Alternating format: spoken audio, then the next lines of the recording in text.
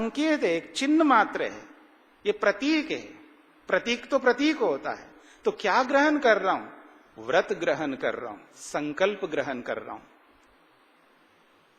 ये जो आचमन हम करते हैं, आचमन के माध्यम से ग्रहण क्या कर रहा हूं मैं? पान क्या कर रहा हूं? वो है संकल्प का पान कर रहा हूं, व्रत का पान कर रहा हूं, उद्देश्य का ग्रहण कर रहा हूं, उद्देश्य को अपना रहा हूं, अपने लक्ष्य को अपने जीवन में उतार रहा हूं। मन, वाणी और शरीर से एक होकर के उसको ग्रहण कर रहा हूं। ऐसा नहीं कि आइए आइए बैठिए बैठिए बोल रहा हूं वाणी से, क्यों आया ये मन के अंदर, ये क्यों आकर, क्यों आया ये, क्यों आ रहा ये, हाँ आइए आइए, कम कम कम कम ना। वाणी से तो बोल रहा है आइए आइए आइए बैठिए, भाई तो मैं आपको ही सोच रहा था, ऐसा बोल रहा है ऊपर से, लेकिन मन में कुछ है, क्यों आ धमकाइए, क्यों आ पढ़ाइए, अब सिर खाएगा ये आदमी। ठीक है ना? तो मन में कुछ और है, वाणी से कुछ और कर रहा है, और शरीर से कुछ करना पड़ेगा, तब देखा जाएगा क्या कर बैठेगा। तो मन से अलग, वाणी से अलग, शरीर से अलग नहीं। यहां कहा जा रहा है मन, वाणी, शरीर से एक होकर के ग्रहण करो, व्रत ले लो, प्रतिज्ञा कर लो। किसके लिए आप अग्निहोत्र करना चाहते हो? किसके लिए करना चाहते हो ये अग्निहोत्र? क्यों करना चाहते हो आप? क्या मतलब है इसका करने का? वो मतलब, वो प्रयोजन ये आचमन बताएगा। ये व्रत है, संकल्प है। बोला गया ना, आचांतेन कर्म कर्तव्यम, ऐसा ही वचन है, आचांतेन कर्म कर्तव्यम।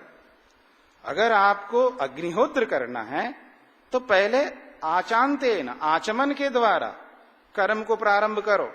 जिस यज्ञ रूपी कर्म को आप करना चाहते हो, पहले आचमन करो, पहले संकल्प करो, व्रत लो। किसके लिए करना चाहते हो अग्निहोत्र? तो ये है संकल्प, ये है प्रतिज्ञा, जो आचमन आपको दिलवा रहा है। वो क्या प्रतिज्ञा है, क्या वो संकल्प है, क्या वो व्रत है, तो ये मंत्रों में बोला जाएगा। तो आसमन्ता सर्व प्रकारेण मनचा वाचा कर्मणा चमनम पानम ग्रहणम क्रियते यस्मिन् तत् आचमनम। स्पष्ट हो गया होगा। अब आगे बढ़ते हैं। उसके साथ में मंत्र शब्द भी जोड़ा है ना, अथाचमन मंत्राः, ऐसे बोलते हैं ना आप लोग, अथाचमन मंत्राः। अब मंत्र भी है। ये जो मंत्र है ना, इस मंत्र को लेकर के बहुत सारी बातें दिमाग में लोगों में आती हैं। कोई किसी को मंत्र बोल देता है, कोई किसी को श्लोक बोल देता है, कोई किसी को ही सूत्र बोल देता है। कई बार कुछ लोग मंत्रों को तो सूत्र बोल देते हैं और सूत्रों को मंत्र बोल देते हैं। कुछ लोग श्लोकों को ही मंत्र बोल देते हैं और कुछ लोग मंत्रों को श्लोक बोल देते हैं। तो ये अंतर हमें आना चाहिए, भाई किसको मैं मंत्र बोलूं, किसको मैं श्लोक बोलूं और किसको सूत्र बोलूं, ये भी अंतर हमको पता लगना चाहिए। ये प्रसंगवश मैं बताना चाह रहा हूं आपको कि मंत्र आया है तो इस मंत्र को समझने का प्रयत्न करिएगा। मंत्र को मंत्र क्यों कहते हैं, श्लोक को श्लोक क्यों कहते हैं, सूत्र को सूत्र क्यों कहते हैं, ये बोध, ये जानकारी हम सबको होनी चाहिए। जिसके साथ रोज हम रहते हैं, याद रखना मेरी बात को, ये जो प्रसंग जो प्रारंभ किया है वो इसलिए प्रारंभ किया है, जिस कर्म को हम रोज नियमित करते हैं और उसके बारे में हमें बोध ना हो, जानकारी ना हो, उसके बारे में समझ ना हो हमारे मन में, फिर उस कर्म को जो कर रहे हैं तो व्यर्थ हो जाएगा। याद रखना एक बात को, किसी आदमी को कहा गया है झाड़ू लगा दो। अब वो आदमी कोई भी हो सकता है, कोई इंजीनियर हो सकता है, वो डॉक्टर हो सकता है, वो आचार्य हो सकता है, वो अध्यापक हो सकता है, वो कोई भी वानप्रस्थी हो सकता है, सन्यासी हो सकता, कोई भी हो सकता है। अब जरूरत है तो बोल दिया उसको, अब झाड़ू लगा दो। मैं तो आचार्य हूं, मैं क्यों झाड़ू लगा दूं? मैं तो सन्यासी हूं, मैं क्यों झाड़ू लगाऊं, मेरा काम थोड़ा ही है। अब बताने वाले जो बता रहा है वो बड़ा आदमी है, जिसको बता रहा है उससे बड़ा है, इसका मतलब ये है। मतलब वो सन्यासी है तो सन्यासी होगा, लेकिन उस सन्यासी से बड़ा सन्यासी होगा वो। मतलब बताने वाला जो बता रहा है और जिसको बता रहा है वो उससे बड़ा आदमी, अब बड़ा आदमी बोल रहा है और हम भी अपने आप को बड़ा मान रहे क्योंकि हमको बोला जा रहा है। अब दिमाग में आता है मैं भी तो बड़ा आदमी हूं, मेरा थोड़ा काम है ये झाड़ू लगाने का। अब बड़े आदमी ने, मैं उसको भी थोड़ा मतलब अपने से बड़ा तो मानता ही हूं, अपने आप को बड़ा दूसरों से मानूंगा, लेकिन जो मेरे को बोल रहा है वो मेरे से बड़ा है। अब उसको मना भी नहीं कर सकता, मैं नहीं लगाऊंगा जी झाड़ू, फिर लगाना है और लगाने की इच्छा नहीं, मन नहीं, रुचि नहीं, उस पर श्रद्धा ही नहीं, पर लगा रहा हूं झाड़ू। मेरी बात को समझने का प्रयत्न करना। मैं ये जो उदाहरण दे रहा हूं, इस उदाहरण को अगर आपको समझ में आ जाए ये उदाहरण, तो आपको अग्निहोत्र भी समझ में आ जाएगा। अब आदमी झाड़ू लगा रहा है बिना रुचि के, बिना श्रद्धा के, अब जैसे तैसे झाड़ू लगा दिया, बस हो गया, कर्म तो कर लिया उसने, पर उस कर्म के करते समय उसके मन में जो भाव थे, सारा का सारा खेल, याद रखना मेरी बात को, सारा का सारा खेल भावों पर टिका हुआ है। मुक्ति को पाना हो, नरक को पाना हो, हाँ, यह भावों के ऊपर है खेल। पुनर्जन्म को प्राप्त करना हो या मुक्ति को प्राप्त करना हो, ये सारे के सारे खेल भावों पर है। कर्म से ही मुक्ति मिलेगी, कर्म से ही स्वर्ग मिलेगा और कर्म से ही नरक मिलेगा। कर्म वही है जो नरक को देगा, कर्म वही है जो स्वर्ग को देगा, और कर्म वही है जो मुक्ति को देगा, पर केवल भावों का खेल है। भले आदमी, तुझे झाड़ू लगाना है, तुझको बोला है किसी ने, मेरे को अवसर दिया है, भाव मन में अच्छे लाओ, इससे मेरा कर्म बनेगा, इससे मेरा पुण्य बनेगा, अथवा ये मैं इसको निष्काम से करूं, ऐसे भाव मन में ला करके बड़ी श्रद्धा से समझ करके झाड़ू ऐसे लगा दो ताकि बताने वाले को दोबारा ना बोलना पड़े, आपने क्या झाड़ू लगाया, देख ये ऐसा है, ये जाले ऐसे हैं, देखो यहाँ ऐसी है, ये गंदगी, वो है, आपने ये साफ नहीं किया, वो साफ नहीं किया।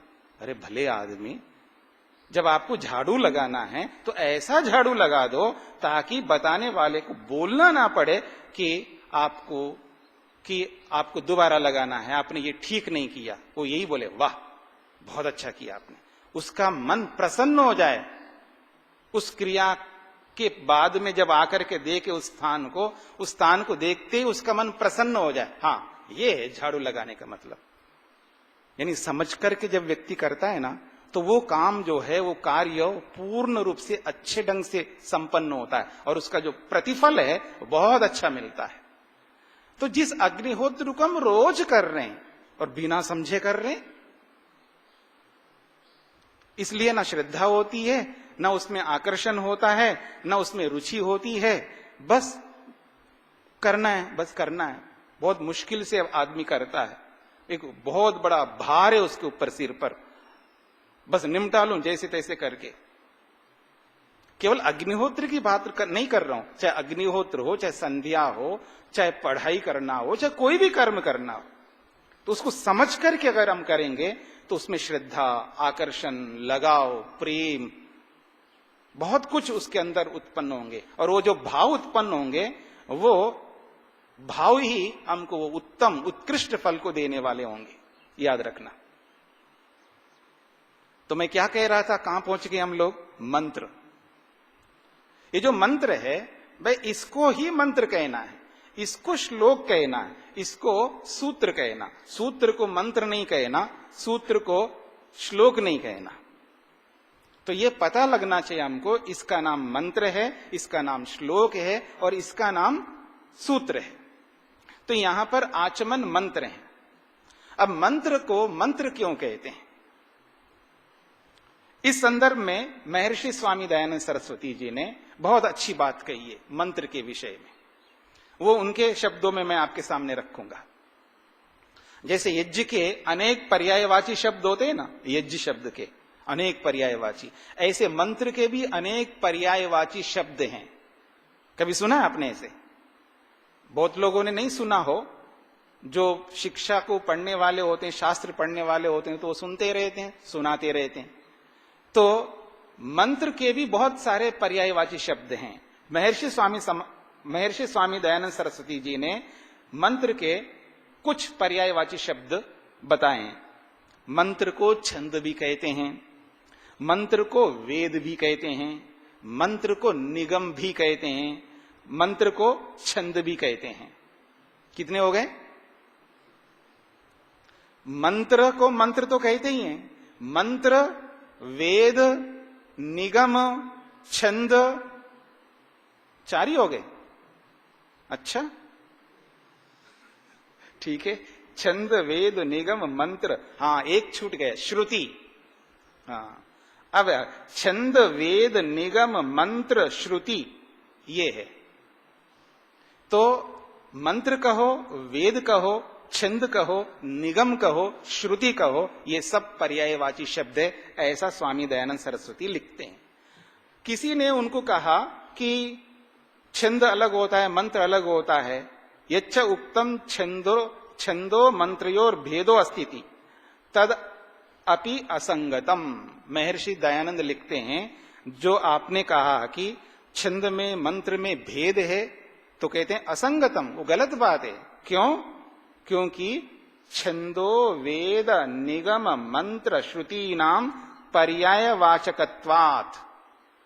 वो लिखते हैं, छंद को, वेद को, निगम को, मंत्र को, श्रुति को पर्यायवाची शब्द माना गया होने से छंद में और मंत्र में कोई भेद नहीं है, ऐसा स्वामी दयानंद लिखते हैं। हां, वो आगे ये भी लिखते हैं, छंद का अपना भी एक स्वतंत्र अर्थ है, मंत्र का अपना एक स्वतंत्र अर्थ है, निगम का एक अपना स्वतंत्र अर्थ है, ऐसे ही श्रुति का एक अपना स्वतंत्र अर्थ है। सबके अपने अपने स्वतंत्र अर्थ होते हुए भी ये सब पर्यायवाची है, एकार्थवाची है, एक ही अर्थ को कहने वाले हैं। जब एक ही अर्थ को कहने वाले हैं तो ये अलग अलग नाम क्यों? तब इसका उत्तर होगा, एक अर्थ को कहते हुए भी किसी किसी स्थान में अपने एक स्वतंत्र अर्थ को भी रखते हैं।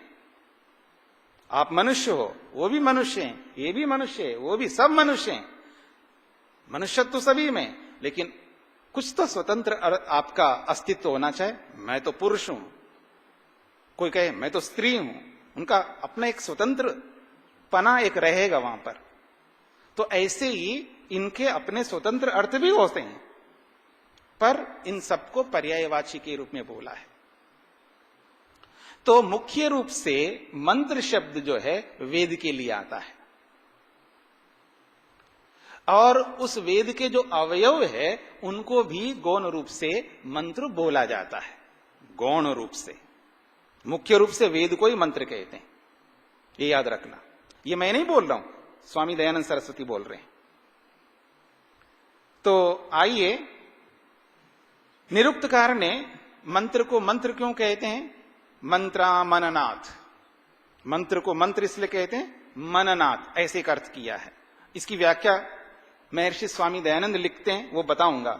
और छंद को छंद क्यों कहते हैं? तो निरुक्तकार ने कहा, छंदांसी छादनाथ। छंद को छंद इसलिए कहते हैं, वो छादन करते हैं। ये छादन क्या है, ये मनन क्या है, इसकी व्याख्या स्वामी दयानंद सरस्वती स्वयं करेंगे। अब स्वामी दयानंद सरस्वती जी ने मंत्र शब्द की व्याख्या अपने शब्दों में कर रहे हैं। अभी तक तो शास्त्र का प्रमाण दिया उन्होंने, निरुक्त का प्रमाण किया। अब अपने शब्दों में महर्षि स्वामी दयानंद सरस्वती मंत्र को मंत्र क्यों कहते हैं उसकी व्याख्या करते हैं। मत्री गुप्त परिभाषणे, एक धातु है धातु पाठ में, मत्री गुप्त परिभाषणे, इस धातु से घय प्रत्यय करके मंत्र शब्द बनता है, वो ये कहना चाहते हैं। संस्कृत में है, अस्मात् हलश्च इति सूत्रेण घय प्रत्यये कृते मंत्र शब्द या मंत्र शब्दस्य सिद्धिर ज्यायते। ये आपको समझ में आ गया। वो ये कहना चाहते हैं मंत्र में मूल जो शब्द है, धातु है, वो मत्री है। और वो क्या कहता है?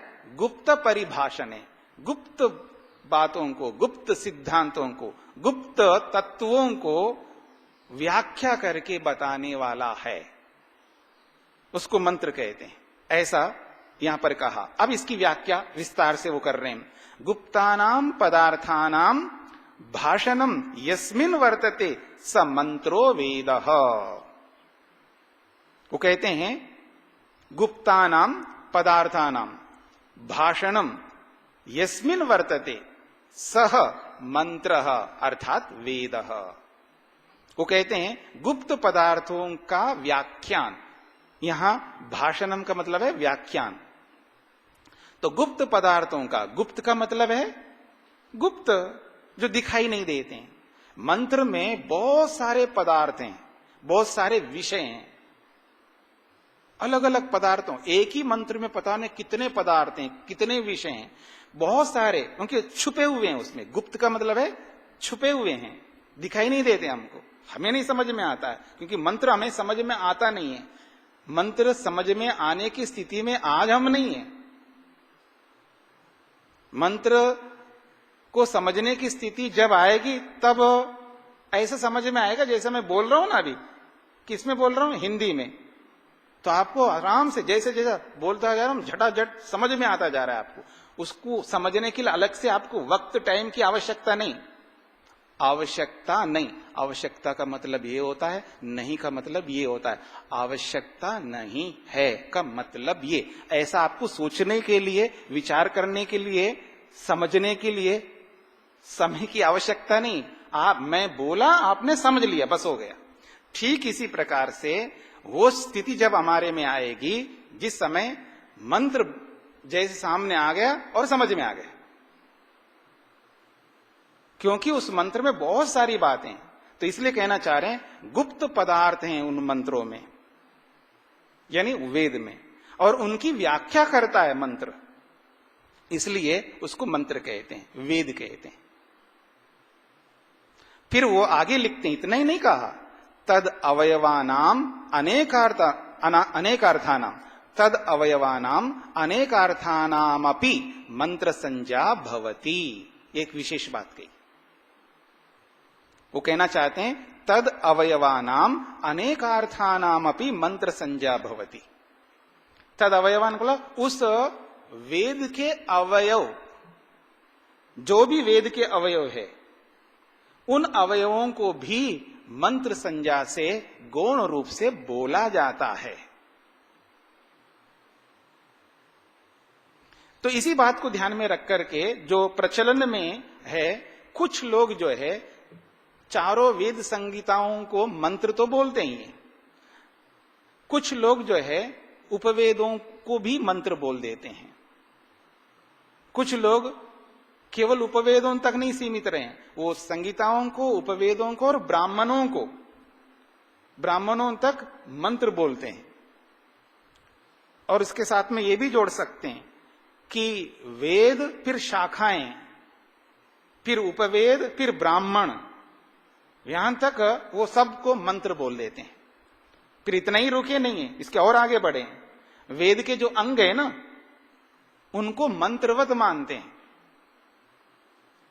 उनको भी मंत्रवत मानते हैं। तो वेद के अंग तो 6 अंग हैं, और अंग के साथ साथ उपांग भी है, उनको भी मंत्रवत मानते हैं। यहां तक सीमित नहीं है, सायन आदि आचार्य लोगों ने वहां तक पहुंच गए, उपनिषदों तक वो मंत्र मानते हैं। ऐसे अलग अलग बड़े विद्वान जो हुए हैं, वो लोग इनको मंत्र बोलते हैं। तो ये सब रूढ़ी शब्द हो गए।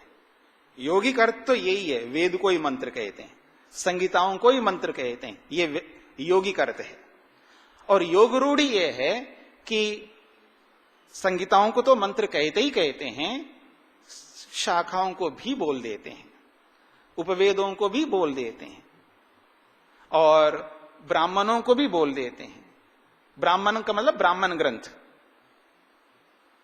ऐसे ही वेदांगों को भी मंत्र बोल देते हैं, और उपांगों को भी मंत्र बोल देते हैं, उपनिषदों को भी मंत्र बोल देते हैं। इसलिए उपनिषदों में जो अब पढ़ते ना, ये मंत्र ये कहता है। उपनिषद में जो आते हैं ना 2-2 पंक्तियों में, 3-3, 4-4 पंक्तियों में, उनको मंत्र ही बोल देते हैं,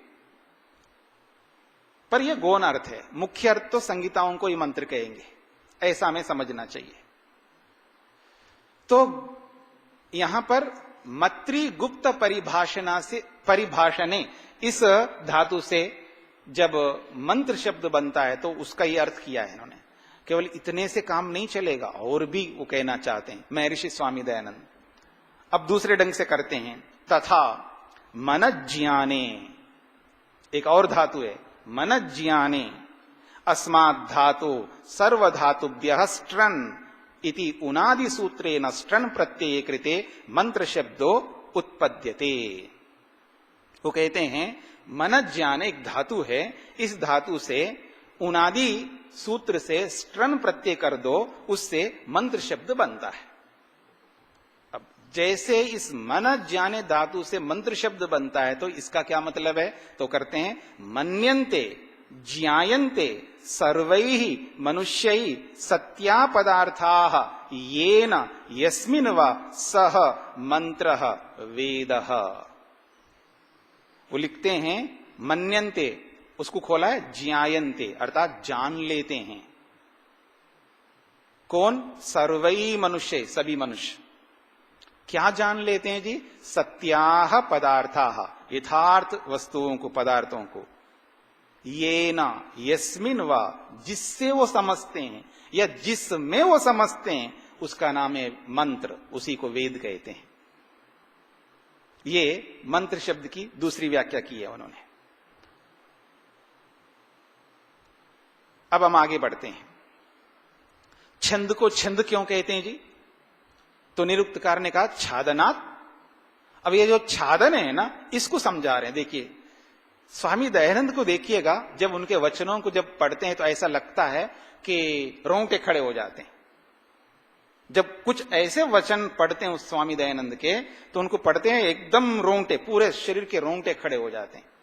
यानी वो जब अर्थ सामने स्पष्ट होता है ना, जब अर्थ ज्ञान होता है ना, विशेष अर्थ ज्ञान, तब आदमी को एक आनंद अलग से आता है। इसलिए स्वामी जी लिखते हैं जैसा जैसा ज्ञान बढ़ता है वैसा वैसा आनंद बढ़ता है व्यक्ति को। वो कहते हैं अविद्यादि दुखानाम निवारणात्, अविद्यादि दुखानाम निवारणात् सुखै आच्छादनात् छंदः वेदः। क्या अर्थ करते हैं वो देखिएगा। क्यों छंद को छंद कहते हैं? वो कहते हैं अविद्यादि दुखानाम निवारणात्। ये जो छंद है खाली पीली छंद नहीं है, याद रखना। ये क्या करता है? ये अविद्यादि दुखों को निवारण कर देता है, हटा देता है। हमारे जीवन से सारे दुखों को हटा देगा। इतना ही नहीं, दूसरा काम करता है सुखै आच्छादनात्, और सुखों से परिपूर्ण कर देता है, इसलिए का नाम छंद है। क्या अर्थ दिया है? अब आगे बढ़ते हैं। और वो छंद कैसे बनता है तो इसकी मैं व्याख्या नहीं करूंगा, जो यहां पर की है। अगली बात बोल देता हूं। अगली बात है, मंत्र का अर्थ आपके सामने रख दिया, छंद का अर्थ बता दिया। अब निगम को निगम क्यों कहते हैं? मंत्र को निगम भी कहा है, तो निगम को निगम क्यों कहते हैं? श्रुति को श्रुति क्यों कहते हैं? उसकी व्याख्या स्वामी जी लिखते हैं, निगमो वेदो मंत्रश्चेति पर्यायोस्तः। दोबारा वही बात दोहराए तो कहते हैं श्रूयन्ते वा सकला विद्या यया सा श्रुति ही वेदो मंत्राश्च। वो कहते हैं श्रुति को श्रुति क्यों कहते हैं? वो कहते हैं श्रूयन्ते, सुना जाता है। क्या सुना जाता है जी? सकला विद्या, सारी की सारी विद्याएं, यया जिसके माध्यम से, सा श्रुति उसका नाम श्रुति है, अर्थात वेदः अर्थात मंत्रः, ऐसा वो अर्थ करते हैं। फिर निगम को निगम क्यों कहते हैं? वो करते हैं निगच्छन्ति नितराम जानन्ति प्राप्नुवन्ति वा सर्वा विद्या यस्मिन् स निगमः वेदः मंत्रः च। वो कहते हैं निगच्छन्ति। अब निगच्छन्ति को बोला है नितराम जानन्ति। नितराम का मतलब है पूर्ण रूप से जानन्ति, जान लेते हैं। इतना ही नहीं, प्राप्नुवन्ति, केवल जानते नहीं है, प्राप्त भी कर लेते। जानना अलग होता है और प्राप्त करना अलग होता है। वो कहते हैं नितराम जानन्ति प्राप्नुवन्ति, क्या क्या प्राप्त करते हैं? सर्वा विद्या, सारी की सारी विद्याओं को। सारी का मतलब यह सारी शब्द का भी अर्थ ले लेना, मुक्ति के लिए प्रयोजन को सिद्ध करने के लिए जितनी विद्याएं चाहे वो सारी विद्याएं। तो सर्वा विद्या यस्मिन, जिसमें है वो सारी विद्याएं किसमें है? स निगम, उसी को निगम कहते। किसमें है? वो वेदः, उसको वेद कहते हैं। किसमें वो सारी विद्या है? मंत्र, उसको मंत्र कहते हैं। यानी मंत्र में ही सारी विद्याएं हैं। और उस मंत्र को निगम कह लो, वेद कह लो, श्रुति कह लो, छंद कह लो, एक ही बात है। ऐसा महर्षि स्वामी दयानंद सरस्वती यहां स्पष्ट करना चाह रहे हैं। तो आपके सामने आचमन मंत्र शब्द को लेकर के कुछ बातें आपके सामने रखी है। अब आगे, अब आपको इंतजार नहीं करना पड़ेगा, मंत्रों की व्याख्या शुरू होगी। चलिए इसको यहीं पर विराम देते हैं। ओम का उच्चारण।